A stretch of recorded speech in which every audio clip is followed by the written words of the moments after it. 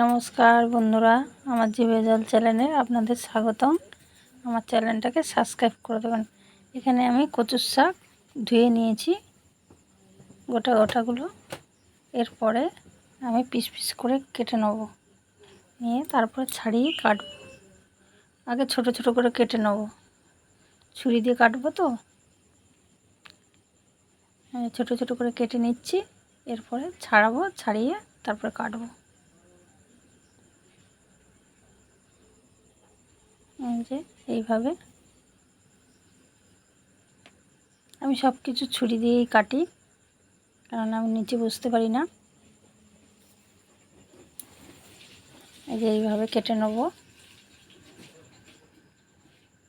এই যে এইভাবে খোসাটা ছাড়িয়ে নেব, তাড়াতাড়ি হবে তাহলে।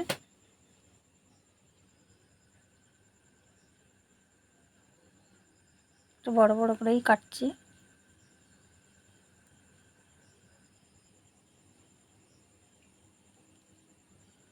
এই যে কাটা হয়ে গেছে, কেটে ধুয়ে নিয়েছি।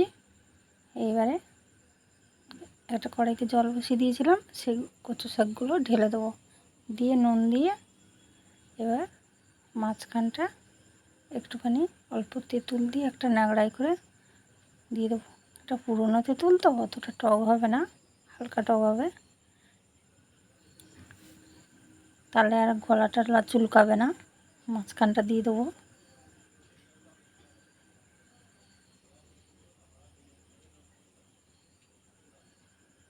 এই যে দিয়ে ওর উপর ঢাকা দিয়ে আমি একটা গামলা চাপা দিয়ে দেবো, সিদ্ধ হবে এবার। এই দেখেন কতটা কমে গেছে। এবার এই তেঁতুলের এটা আমি তুলে দেবো।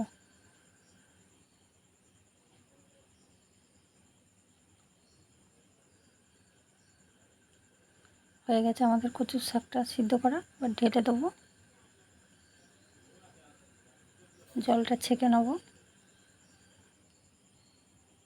এবার একটা কড়াইতে তেল দিয়ে দিচ্ছি। এখানে আমি ইলিশ মাছের মাথা নিয়েছি, একটা মাছ, ইলিশ মাছের তেল ওটা ভেজে নেব।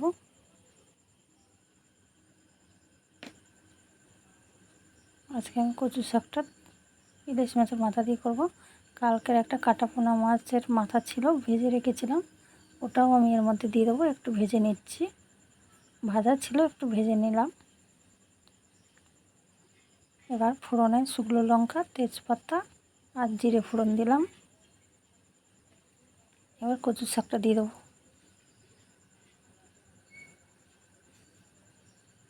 দিয়ে একটু নাড়বো। একটু হলুদ দিচ্ছি, অল্প একটু নুন দিচ্ছি। নুন সিদ্ধ করার সময় নুন দিয়েছিলাম, তাই অল্প দিলাম। লঙ্কার গুঁড়ো, জিরের গুঁড়ো দিয়ে একটু নেড়ে নেব। এবার মাছের মাথাটা ভালো করে গ্লাস দিয়ে থেতলে দেবো।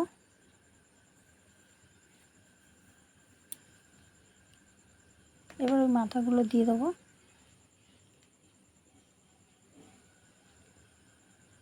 দিয়ে ভালো করে একটু নাড়বো।